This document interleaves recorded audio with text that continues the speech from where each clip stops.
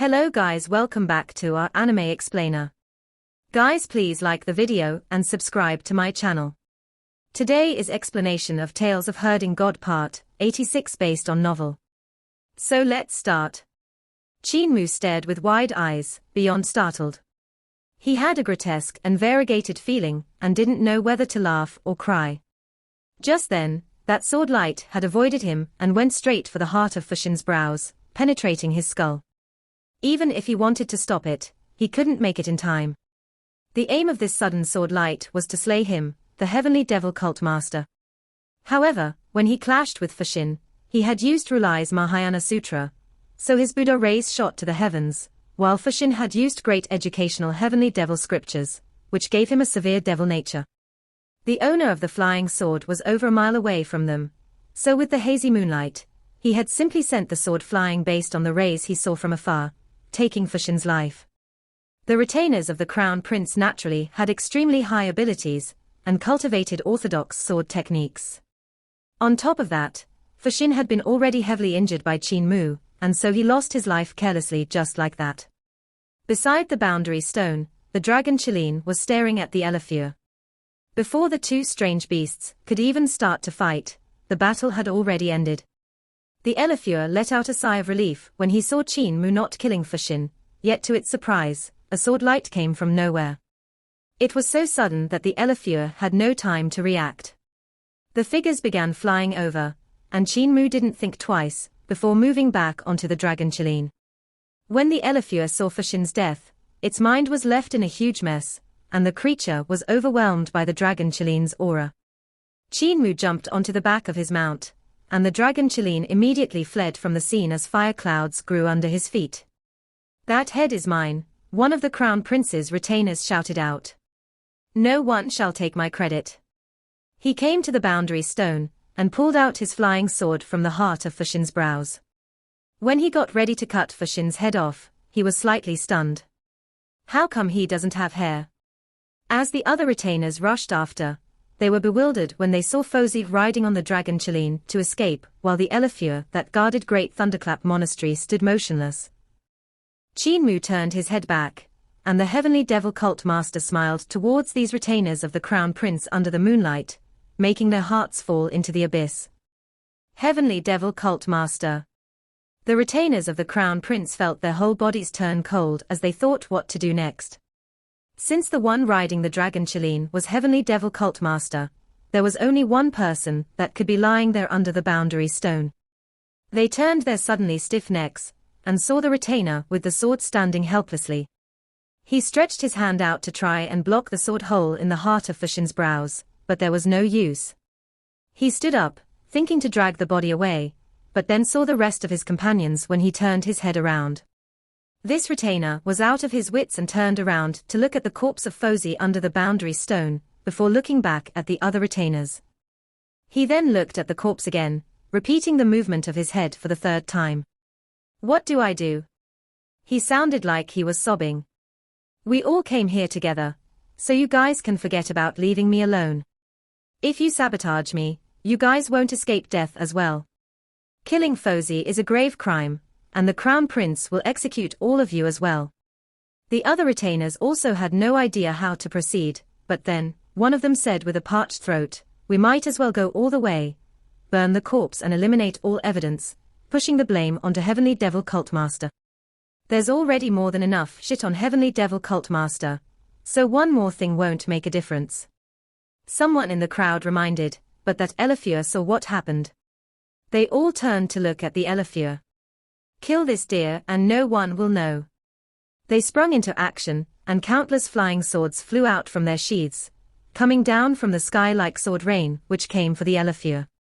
The body of the Eleph trembled as the animal revealed its true body, which was dozens of times larger. The Eleph braved the sword rain and charged at the group, ignoring the flying swords. They could prick its skin, but not injure its organs. A huge bang could be heard when the huge deer horns stabbed two people and smashed them into the boundary stone. Two new blood stains appeared on the boundary stone. The other two people immediately flew away, but this Eleph was not an unusual strange beast. It had the face of a horse, the hooves of a cow, the tail of a donkey, and the horns of a deer. Listening to the Dharma of Great Thunderclap Monastery for close to 200 years, it had cultivated remarkable abilities, and was incomparably strong. The Eleph shook its head, and the deer horns flew out. One of them pierced through the chest of one man, nailing him to the ground. In the meantime, the Eleph caught up to the other person and stomped him to death. That strange beast then shook its head, and the deer horns flew back to its head. After looking back at the corpse of Fushin under the boundary stone, the Eleph turned and sprinted back to Great Thunderclap Monastery. Even though flying swords covered the creature's body, they created only external injuries. There was no decrease in the running speed. Not long later, the sky had brightened, and a few elderly monks came to the place of the boundary stone under the lead of the Eleph. Those old monks examined the situation with grim expressions. Fushin actually died just like this. A yellow-robed old monk frowned and said, "The sword wound was indeed left behind by the retainers of the Crown Prince, not the sword skill of Heavenly Devil cult.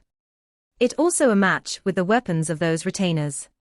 It's just that Rulai is now discussing with Crown Prince the great plans regarding the future of the world, to change the dynasty and correct the reform of Emperor Yangfong, returning everything to its origin. This is a plan of extreme importance. If it was spoiled by this, it's saddening to see Fushin pass away, but it's only mortal flesh that's gone. He can finally be free from the struggles in this sea of suffering." Another old monk said, "We can't let the death of Fushin spoil the plans of extreme importance. Rulai doesn't need to know about this incident, it's enough that we the Arhats of the Hall of Arhats knows about this. However, Fushin is dead, and the retainers of the Crown Prince are also dead, we can't hide this from them. We will tell Rulai and the Crown Prince that it was Heavenly Devil Cult Master who did this." Out of goodwill, Fushin sent Heavenly Devil Cult Master out of the monastery, but Heavenly Devil Cult Master launched a sneak attack on him at the boundary stone, killing Fushin. The retainers of the Crown Prince had gone to stop him, but they were all ruthlessly killed by him as well. The expressions of yellow-robed old monks changed, and an Arhat shouted out, "A monk cannot lie." The old monk's long eyebrows fluttered as he said with an emotional sigh, "There's no need for you guys to say anything, I'll do it. After saying it, I'll return to a normal life and leave the monastery. In comparison to the future of Great Thunderclap Monastery, what's the harm in giving up my clean reputation?" "Excellent, excellent. Senior brother is righteous." All the monks put their palms together and paid their respects to him. When the monks from Hall of Arhats returned to Great Thunderclap Monastery, old Rulai had already finished the discussion with Eternal Peace Crown Prince. He got up to send him off and said, "Your Highness should immediately return to the capital city. If the Emperor dies and the world is without a ruler, I'm afraid the other princes will assume the throne if Your Highness is not in the capital city." Eternal Peace Crown Prince said sternly, "Buddha is absolutely right." That long-eyebrowed monk came forward at that moment and said, "Revered one of the world, Heavenly Devil Cult Master has done much evil. Fushin had gone to send him out, but his life was taken. The retainers of the Crown Prince had gone forward to save Fushin, but their lives were also lost, so their souls went to paradise." Eternal Peace Crown Prince was furious. That devil actually dared to do something like this. I didn't find trouble with him, so he came to kill my people instead. Buddha, this devil even dares to kill Fushin, he's truly impudent, we can't just let him off like this. Old Rulai took a look at the Arhats from the Hall of Arhats. They looked down, not speaking a word. "Your Highness does not need to trouble himself with this matter, return to the capital city as soon as possible. Great Thunderclap Monastery will settle the incident regarding Heavenly Devil Cult Master." Old Rulai had a warm expression as he looked towards the long-eyebrowed monk. "Chiang how long have you been in the Hall of Arhats?" "Revered one of the world, it's already been 209 years. Old Rulai said in an amiable manner, "You shall settle the incident regarding Heavenly Devil Cult Master, for that, I shall allow you to return to your normal life." Monk Chiang Mai was greatly shaken. He raised his head to look at Old Rulai, but Old Rulai had already turned around to speak to Eternal Peace Crown Prince. "Your Highness, return to the capital city, there must be no delay." Eternal Peace Crown Prince agreed and hurried down the mountain while thinking to himself, this Buddha sure is a profound mystery. Monk Chiang Mai tied it up and also left the mountain thinking to himself, old Rulai had that I lied, so he chased me out of Great Thunderclap Monastery, without me bringing it up, as expected of the wise and awakened one. This is a realm I can never reach in my life, so I should just make use of this body to do more things for Great Thunderclap Monastery. After going down the mountain and walking a short distance, he suddenly heard a voice coming from the sky. Monk Chiang Mai, why don't you come with me? Monk Chiang Mai raised his head and saw a luxurious flying ship, which had stopped in the sky. The crown prince stood on the bow of that ship, inviting him over. His heart moved slightly, and he immediately rose into the sky and landed on the ship with a greeting. Your Highness, I'm no longer a monk, the surname of my normal family is Su, my name is Justa, he thought for a while before breaking into laughter. I haven't used my secular name for over 200 years. It's been so long that I've already forgotten it, please excuse me, Your Highness. Even if you returned to your ordinary life, you're still half a monk and half an ordinary person, I'll just call you Su Chiang Mai, said Eternal Peace Crown Prince. Su Chiang Mai expressed his thanks and said, I will go with this name. What did Your Highness call me for? Heavenly Devil Cult Master. Eternal Peace Crown Prince said, this devil from the devil cult has too many tricks up his sleeves, and even Sun Nantuor died from his schemes without any traces to be found. When Imperial College was having holidays and he planned to return to Great Ruins alone, I ordered people to spread the news and lured experts from all over to give chase, but he was still able to escape alive. I've also received news that the strong practitioners that chased after him, Lu Wenshu from Poor Logic Sect, Wanderer Qing Yu, Arhat Pu Shan, Daoist Ku Yi, and even Daoist Qing Shan had been killed. Heavenly Devil Cult's power is no weaker than that of Great Thunderclap Monastery. I'm afraid that if you chase after him, you will only be harmed by him. Su Chiang Mai's heart trembled. Lu Wenshu, Wanderer Qing Yu, these people were all famous existences, especially Daoist Qing Shan. He was a righteous practitioner of life and death realm. His abilities were no weaker than those of Su Chiang Mai himself. Even Daoist Qing Shan had been killed. Eternal Peace Crown Prince then added, I was waiting for you here to remind you to take your time in making a decision. You are not out to kill just anybody, it's the cult master of Heavenly Devil Cult, the #1 sacred ground of the Devil Path. Why don't you follow me back to the capital city and plan slowly? Su Chiang Mai nodded in agreement. Your Highness, revenge must be taken for Fozi. Eternal Peace Crown Prince smiled. I don't only want to take the head of Heavenly Devil Cult Master, but for whole Heavenly Devil Cult to be uprooted and completely eradicated. This is what your Great Thunderclap Monastery would agree with without prior consultation, I'm sure. Don't worry, even though you're no longer an Arhat of Great Thunderclap Monastery, after I ascend to the throne, I'll allow you to found your own sect and be your own abbot, to become Buddha. In Kunlun Jade Void Mountains Dao sect, a Dao child ran over in a hurry to Dao Master and said, Dao Master, Rulai has come to visit. The other asked quickly, how many people? One person. Old Dao Master let out a sigh of relief. Then he has not come to fight. Quickly, invite.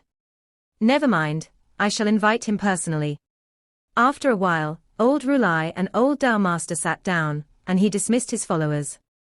Old Rulai also didn't beat around the bush and said directly, I have met Eternal Peace Crown Prince. Old Dao Master's heart trembled slightly, and he said, the Crown Prince is not as good as His Majesty, he's not a wise ruler. His Majesty knows how to rule the country too well, which is why there's this natural disaster. Dao brother, look at this snow disaster that caused the people to struggle for their lives. Do you want an even greater disaster to descend? Dao sect should know about the records from Morning Emperor Emptiness era, right? Old Dao Master mumbled and said, your Buddhism refers to it as Morning Emperor, Emptiness era, Emptiness calamity, whereas my Dao sect refers to it as Founding Emperor era, Founding Emperor calamity. I've also seen the records of Founding Emperor era, and the prospering divine kingdom that had been wiped out. Countless living beings had suffered from that calamity, and were turned to ashes. I'm quite worried about this matter. After a moment, he continued, a small country with a small population that discards conventional wisdom, which is held holy and sacred. This is the lesson my Dao sect learned from that founding emperor calamity. With a small country and few people that don't believe in any experienced and wise saints, everyone could live well and happy, without any worries. Wouldn't that be excellent? It was fine in the past, with small countries with small populations listening to the orders of their sect.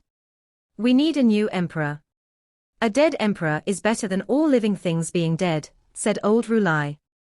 Dao Master gave him a glance and asked, "What benefits did the Crown Prince promise you?"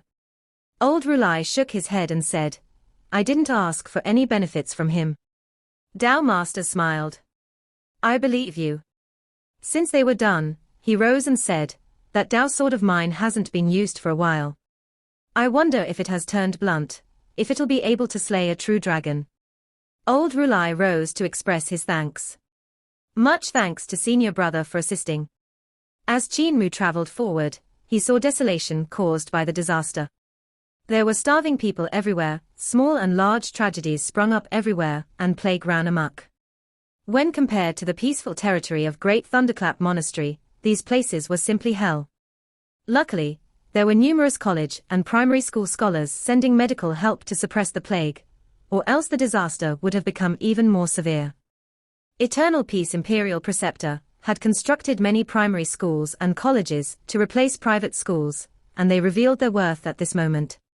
Even though the power of each and every one of these scholars was weak, they were astonishing together. They were equivalent to numerous small sects. Qin Mu saw officers with their men wiping out demons and monsters that were taking advantage to create even more chaos. The county magistrate was even guarding the land personally and advising the immigrants to return home since the rations the emperor sent for disaster relief would be transported soon. There were even some disciples of Dao sect and Buddhism helping disaster victims, but they were more casual.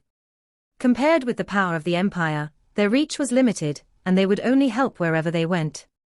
Some people took this chance to impart their teachings and give birth to numerous evil cults, but they were all half-baked. This level of natural disaster can't wipe out such an empire, Qin Mu thought to himself.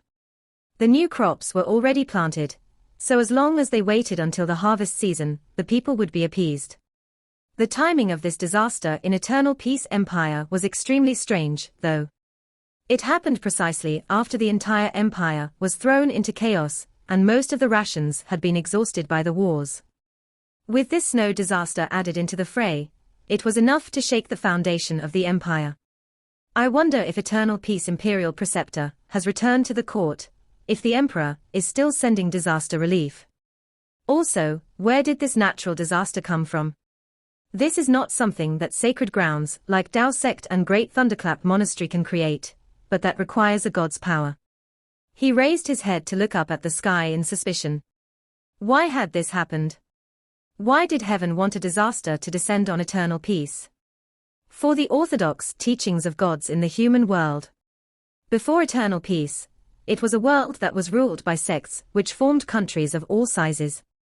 Some of these sects had ancient inheritances and legends which said that they had been created by gods.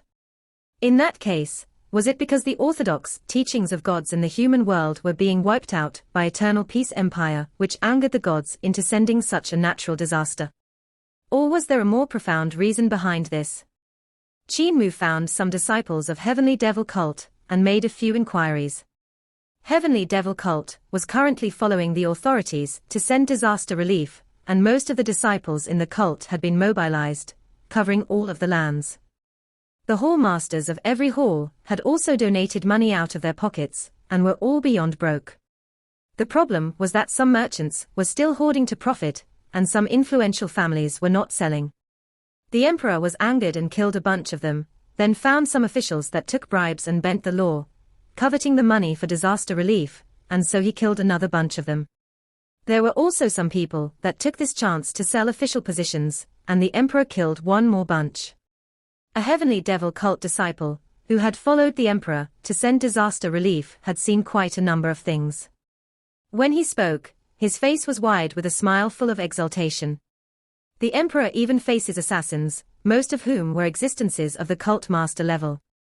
However, There were civil and military officials in the entourage, and the emperor personally went into battle as well. He was extremely powerful. It's a pity cult master was not there. Qin Mu asked, who are the strong practitioners that had tried to assassinate the emperor? I've heard it was Teacher Po, True Lord Tian, and those guys. There were also some strong practitioners from beyond the Great Wall. Qin Mu's expression changed slightly. Alliance with the cult master level strong practitioners from beyond the Great Wall. Is Eternal Peace Imperial Preceptor back? I haven't seen him.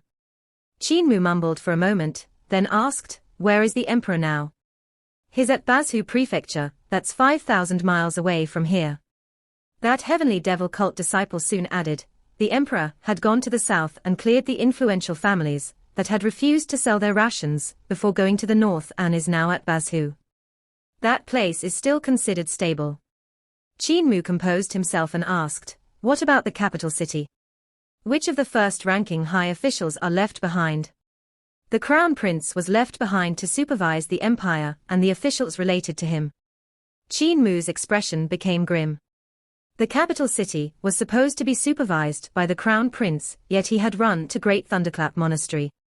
Teacher Po, True Lord Tian, and their friends, who had almost died in the hands of Eternal Peace Imperial Preceptor, had been saved by old Rulai, who had promised they would convert to Buddhism and not meddle with the affairs of the secular world. Yet Teacher Po and the rest had run out again. When he added the crown prince paying a visit to old Rulai to that knowledge, things seemed to be getting serious. They say that the imperial court is the largest sacred ground in the world. I wonder if it really clashed with Great Thunderclap Monastery, who would come out on top. Qin Mu muttered to himself irresolutely before shifting his thoughts away. Can we contact the hall masters? Now that every hall is helping disaster victims, it's quite hard to contact them.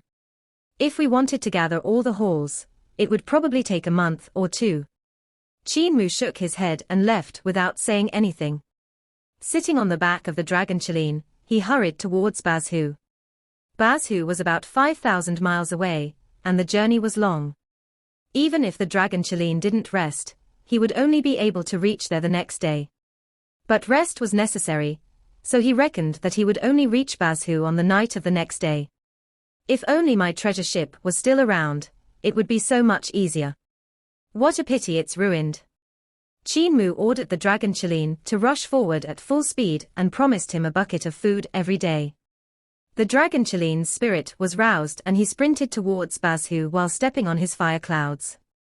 Night fell in no time, and Qin Mu raised his head to look at the aspects of the celestial bodies to determine the direction, before ordering the Dragon Chileen to continue on his way. When the sun had risen, the Dragon Chileen couldn't maintain his speed anymore and started foaming from exhaustion. He couldn't run anymore and his speed became slower and slower. Qin Mu made him stop and looked around to determine his location. Taking out the geographic map of Eternal Peace, he noticed he was only 1,000 miles away from Bazu. He let out a sigh of relief and fed the Dragon Chileen. He headed forward at a steady pace, allowing the Dragon Chileen to rest his feet. He didn't walk far before he saw a house in the desolate mountains. The place should be a recently built one since everything seemed new. Qin Mu walked over, wanting to knock on the door when it opened and a woman came face to face with him. Both of them were stunned. Mua. The woman with matchless beauty was stunned in place when she saw him. Looking around, she asked bewilderment, "How did you find this place?" "I spent quite an effort to shake off blind and old Ma, yet was actually found by you." Qin Mu was surprised and delighted. "Granny, why are you here?" He suddenly became alert. "Are you Granny or Li Tianxing?" Granny Sai moved aside to let him into the house. "The old devil is temporarily suppressed by me." Even though old Rulai didn't manage to get rid of him, he was still able to injure his vitality greatly. So we are currently evenly matched and thus we made an agreement. He will only come out at night while I'll come out during the day. Qin Mu asked suspiciously, "If you are really Granny, why did you have to avoid Grandpa Ma and Grandpa Blind? Why do you have to hide here?" Granny Sai rolled her eyes at him. Rascal, suspecting even Granny now. "If I was the old devil, Why would I have to lie if I wanted to harm you? Qin Mu thought about it and felt that it was really the case. Compared to Granny Sai, he was pathetically weak. If she was Li Qianxing, she wouldn't need to waste her energy to lie to him. He then walked into the house. If she was Li Qianxing, she could have charmed him with just a gaze with her seductiveness. He was even more of a woman than a woman. This house was very simple, as it was just constructed. There was little furniture, and looking around, Qin Mu found that the tables were all crooked or slanted. This put him at ease. Granny Sai didn't have deft hands like Grandpa Ma. She could make pieces of clothing, but her carpentry was pitiful, so these tables and chairs were definitely made by her. Qin Mu sat down on one chair to rest and felt uncomfortable, as the chair was higher on one side and lower on the other. Because of that, he was absolutely certain that the chair had been made by Granny Sai. He asked curiously, why does Granny not want to return to Great Ruins? Granny Sai shook her head and walked out of the house. After a moment, a few pieces of wood floated into the house as she planned to make a bed. Qin Mu didn't care much about resting and immediately went up to help. Granny Sai was the saintess of the cult, and even if she had lived in disabled elderly village for over 40 years, she had not learned old Ma's craft at all. On the other hand, Qin Mu was an expert in crafting all kinds of furniture. Granny Sai couldn't help, so she went to fetch water from the riverside and came back to polish the bronze mirror. She said, I can't go back now, what would be the point? In Great Ruins, there's the darkness blocking the way. If the old devil came out to create a ruckus again, how long could the old bones of village chief and the rest last? Wouldn't it be better to just stay here and wear down the old devil's temperament? Qin Mu quickly finished making the bed and moved it into the house. He saw the mirror was all bumpy from Granny Sai's polishing and didn't know whether to laugh or cry. He immediately took the mirror into his hand and transformed his vital qi into white tiger vital qi. After some calculation, his vital qi thread polished it finely and leveled the bronze mirror. He then went to make a dressing table. Granny Sai saw the dragon Qilin sprawled out on the ground in deep sleep, and Qin Mu's bloodshot eyes that were filled with exhaustion. She said, You have hurried all night. Go to sleep first. You won't leave. I won't. Qin Mu relaxed and went to sleep on the bed. Even though there was no bedding, he was used to sleeping outdoors and fell asleep quickly. It was unknown how long had passed when Qin Mu woke up in a daze and saw Granny Sai spacing out in front of the bronze mirror on the dressing table. She held scissors, which were pointed at her face, in her hands. Granny! Qin Mu shouted out in a panic. Granny Sai turned around and placed the scissors down. With a smile, she said gently, Rulai said there's only one way to destroy the heart devil, and it's to remove his infatuation with this face. Mua, I don't want to harm you anyone, especially you. Qin Mu saw her raising the scissors again, and his tears flowed out uncontrollably. Granny, it's not your fault. I've never blamed you. I can't do it. Stunned, Granny Sai placed down her scissors with a smile. Mua, help me do it. Qin Mu got up from the bed and took the scissors from her hand and placed them gently back into her little basket. It's not your fault, no one can blame you. You've already hidden for over 40 years, never using your appearance to meet anyone. He squatted down and raised his head to look at the face that was so beautiful that there could be no other like it. This was the true appearance of the closest kin that had raised him up. Qin Mu revealed a smile. If it was me, I could at most persevere for a day or two, I couldn't last 40 years. It's not your fault for growing to be like this. Which beautiful woman would be willing to cover their own face forever, and use an old face to meet people? He stood up and said, Granny, I will get rid of Li Qianxing. But for now, you stay here. I'll go to Bazu, something might be happening there. Granny Sai nodded gently. Qin Mu walked out of the room, then turned back with a smile. Granny, you should eat and drink when you should, don't torture yourself. Rascal, lecturing me again, she retorted angrily. Qin Mu laughed and kicked the dragon Qilin awake. Still sleeping? Get up and hurry on. Many people don't realize what the reform was for, why they had to reform their lives. They say, wasn't it well in the past, everyone was living comfortably, was joyous and harmonious, while your reforms, aren't they just to satisfy your ambition of an emperor? By offending the blue bloods and the sects, aren't you doing it to expand the territory of eternal peace? All the natural calamities and man-made disasters over the years have been your fault, we've had to suffer all of them because of that reform. But this is a fallacy. In Bazu Prefecture, Emperor Yangfong led a group of civil and military officials through a street while looking at workers manning the porridge stall to feed the people lining up for food. Emperor Yangfong went over and came to the front of a porridge stall. The worker was about to kneel down when Emperor Yangfong held him back and said, "There are few rules in such cold weather and frozen land. How much is one serving?" "Your Majesty, an adult gets a bowl of porridge, 2 steamed buns, and a ladle of dried vegetables." Emperor Yangfong nodded and dismissed him. He picked up the ladle and distributed food to the disaster victims, while behind him stood the civil and military officials of the imperial court. He then continued, "We had all lived well in the past, we were never common people. Minister of Agriculture, tell them, before imperial preceptor's reform, how many people could be fed with 6 hours of fertile land?" Minister of Agriculture immediately said, before the reform, 6 hours of fertile land could produce 330 pounds of crops. However, at that time, all the land belonged to influential families, monasteries, and Daoist temples, so there was no land in the hands of farmers. A farmer's family had 7-8 people, and they took care of 5 hectares of land, which had grain, fruits, vegetables, and herbs. After slogging for a year and harvesting for 2 seasons, there was no surplus grain, and they could barely fill their stomachs. They could have 1 to 2 meals of meat every month, and would starve if they met with natural calamities, or man-made disasters.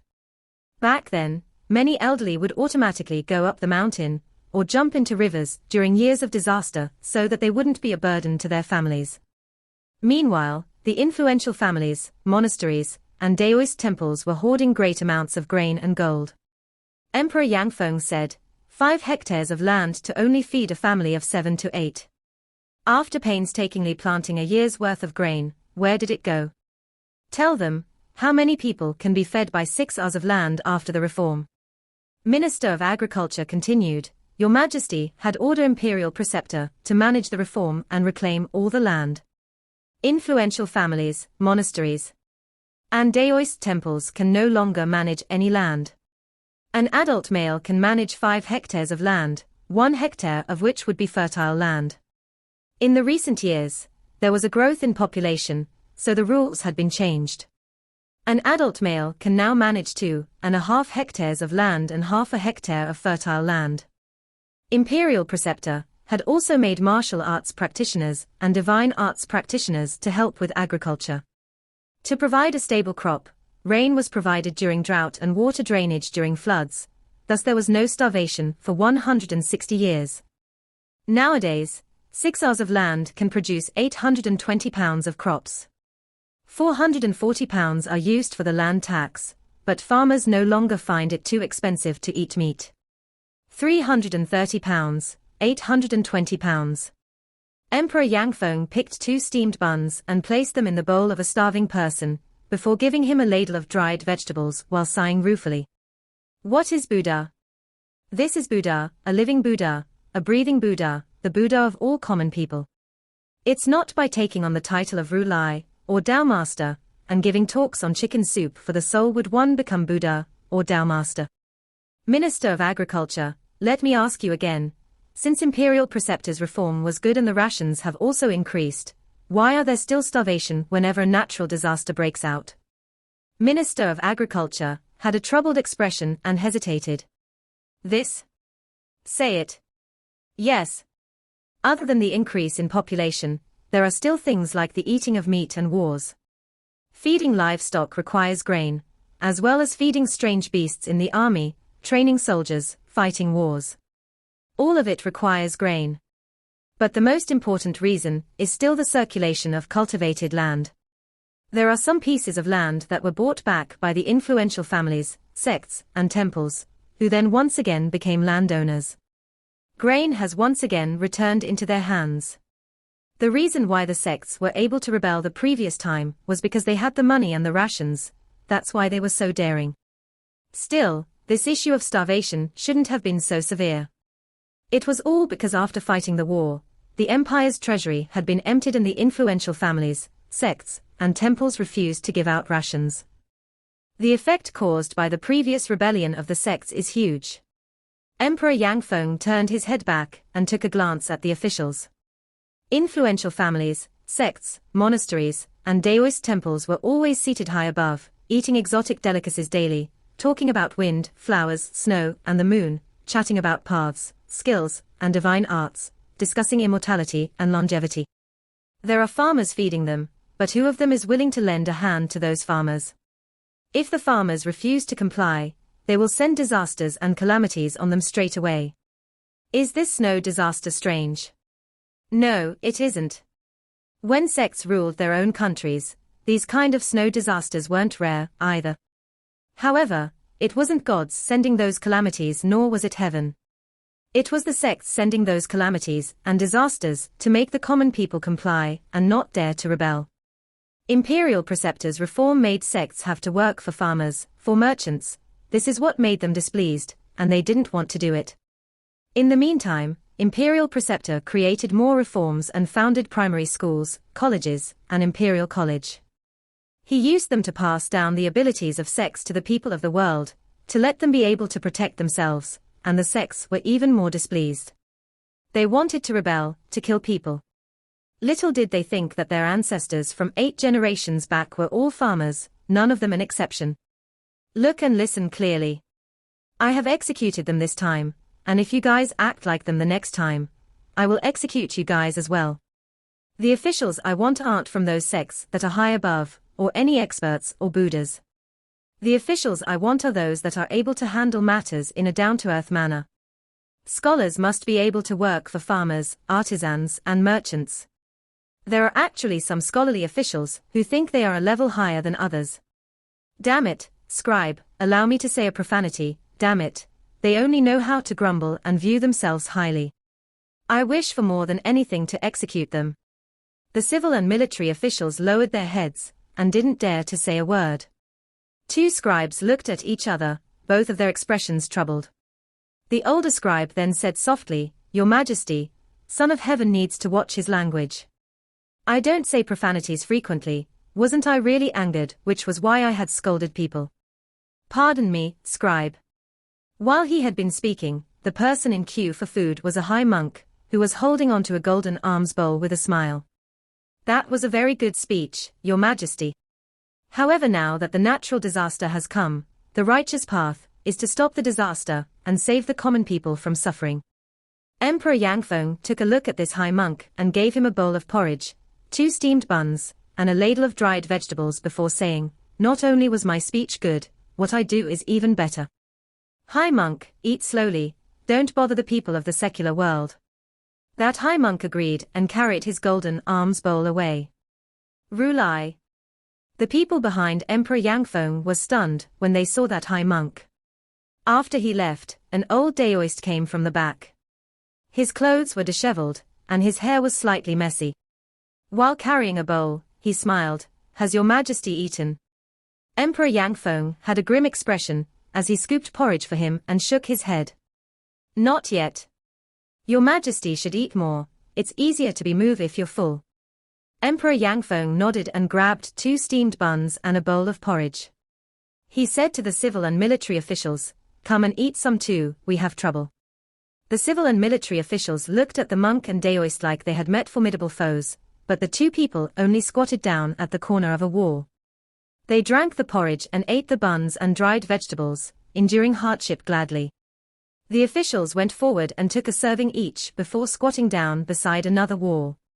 Emperor Yangfong soon did the same and ate silently. After eating, he came to the front of pressure well to wash his bowls, and the officials all lined up behind him. Rulai and Dao Master also came forward to wash their bowls while saying, It's been a while since we ate meals of the human world, they have a different kind of flavor to them now. I and these ministers have been eating them for months. Emperor Yangfong said seriously. Dao brothers should eat them more and not let yourselves stay too high above. Staying high above is to keep ourselves from the secular world. Old Dao Master smiled. You are the emperor of the human world, so you naturally rule over the secular people. Whereas we who cultivate Dao and Buddhism have to be far away from the secular world. If we got tainted, it would be hard to break free. Emperor Yangfong smiled and asked, Dao Master, can you become a real god? Dao Master shook his head. Emperor Yangfong asked Rulai, Rulai, can you become a true Buddha? Rulai shook his head. The divine bridge is broken. Who can become a true god or Buddha? Then what bullshit are you spouting? Staying far from the secular world and saying you are very powerful is, scribes. I have spouted profanities again. Don't record them. I know. You guys can fall back. You're not needed here, Emperor Yangfong said as he walked out of the city accompanied by the civil and military officials. He stopped then and turned back with a smile. Even though it's according to the rules of the imperial court, and not the rules of the martial world, there's no need for so many people. Those of Divine Bridge realm stay, others may fall back. Most of the civil and military officials stopped in their tracks. Only 7 people followed Emperor Yangfong. They were Grand Marshal Monk Yuan Kong, Sichu Xiuliqing, Sikeng Wei Pingbo, General of Heavenly Strategies Qin Baoyu, King of Mount Tai Ling Xuhua, Grand General of White Horse Quan Dingwu, and High Official Su Yunji. Including the Emperor, there were 8 people. Rulai and Dao Master paid no attention and continued to walk forward. Emperor Yangfong led everyone forward, walking past the outskirts of the city. When they came to the fields outside the city, he stopped to look at the crops and asked an old farmer, will there be harvest? Will, that old farmer said in a loud voice. Emperor Yangfong smiled and turned back to look at the ministers behind him. There's going to be harvest. Dao Master said, Your Majesty, there might be harvest this year, but there might not be the next year. Old Dao has brought a scroll, which records the story of great ruins. It's called the Founding Emperor Calamity Classics. Your Majesty can slowly take a look while we walk. If Your Majesty still insists on the reform after finishing the scroll, this world is going to change. Rulai sighed. Dao Master is merciful. Dao Master shook his head. He doesn't know the danger of this. If he knew, he would be like us. When he was done, he passed the Founding Emperor Calamity Classics into the hands of Emperor Yangfong. Your Majesty, be careful of tricks. High Official Su Yunji warned. Emperor Yangfong smiled. No harm. He took the Founding Emperor Calamity Classics from Dao Master's hands and read them in detail. They continued to head forward at a leisurely pace.